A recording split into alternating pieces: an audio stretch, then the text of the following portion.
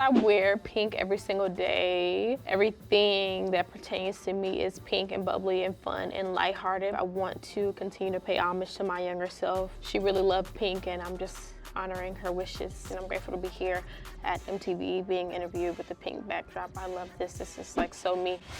Hey y'all, it's Mona Leo and I'm answering 20 questions for 2023. Cause for this next line, you gotta look me in my eyes. If you think I'ma sweat you, you out your motherfucking mind. When I was a child, my grandmother, she put me in the church choir. I would be singing and I'd be really nervous, but the church would love me. I specifically remember I was sitting at my grandma's and I was writing Beating on Your Block. Remember being broke. I swear them jobs was hard to find, but now look at me shining. I thank God because it's my time. I wanted to make a declaration on that song. It's my time now. And even though it obviously wasn't my time when I wrote it, now it's true. It means a lot to me, obviously, being a woman in this male-dominated industry. I feel like everybody says that, but that's because it's true. It's a little bit more difficult for us because we can't step out without having a full outfit. Even me sitting here hot as hell with this fur coat on. I just gotta make sure I look the part. I definitely need a cup of ice, Sonic Ice to be specific. That's like this nugget, pellet, soft. I'm thinking about it now, my mouth is watering. Shout out to all my girls with low iron. There's a local food spot in Houston. I'll order me like, you know, some baked chicken and some rice and some mac and cheese and some greens. And they got this big old cup of Kool-Aid, it's like huge. And I also need like candles. We turn all the lights off because I don't want anyone looking at me while I'm trying to vent out my frustrations because those are like real raw emotions. I like to write songs that are fun, whimsical, and just unhinged and make people react and respond to the bars because I just want them to feel something when they hear my songs. Depression doesn't look a certain way, anxiety doesn't look a certain way. There's so many people that experience these things in their everyday life. And I think because I was blessed to have this platform, I want to make sure that I continue to just kind of spread the word.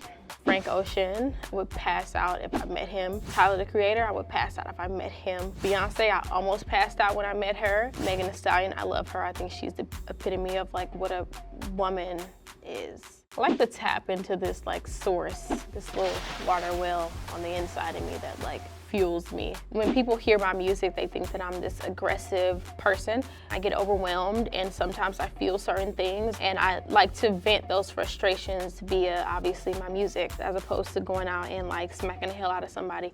That's not what I want to do. My biggest musical inspiration has been Lauryn Hill. Kind of around the time that she put out Miseducation of Lauryn Hill, she was pregnant with her child at the time and dealing with all these different traumas and trying to figure out what love meant. And I feel like that would kind of describes my 2023. So I know that the people that supported me, they got introduced to me via really aggressive, hard rap. I feel like with my project, I went more of a softer route because I was in a softer phase in my life. You know, obviously I was pregnant at the time and I had my child. So I really wanted to live in my femininity, but I think I learned that it's important to consider both sides. The work ethic, I feel like everybody in Houston is a really hard worker. We all just have this grind mentality. Obviously we have Beyonce, who's one of the hardest working artists of all time. And when I'm in the studio and I want to turn it in for the day, will Beyonce be turning it in right now? I've learned that there are a lot of people who have the same struggles as me. You know, they're humans. We all deal with the same things. We all see the same sorts of comments, and it feels good to know that a lot of people deal with the same things that I deal with. I like to meet people and connect with people as human beings, and I like for them to meet me because they hear the music and they assume that I'm like mean, rude, stuck up, but I'm actually very considerate of like how other people feel. There was just this girl, she was just having so much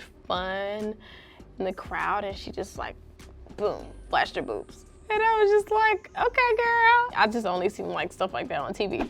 Nicki Minaj, Itty Bitty Piggy. I feel like that's one of like the most iconic female rap songs. When that song comes on, everybody is turned. We're all just kind of like unified. And obviously she didn't have a feature to that song. That was just like her doing her thing. And that was actually really smart. I feel like I have proven to myself that I'm worthy and I'm willing to kind of like say the chorus. You need to be able to have some sort of escape. And I hope that I continue to be that escape for people when they hear my music. I want to see less homophobia, misogyny, more women in rap. I want to see males, females, non-binary people. I want to see everybody have an opportunity to talk about their experiences and impact other people's lives and continue to represent marginalized communities.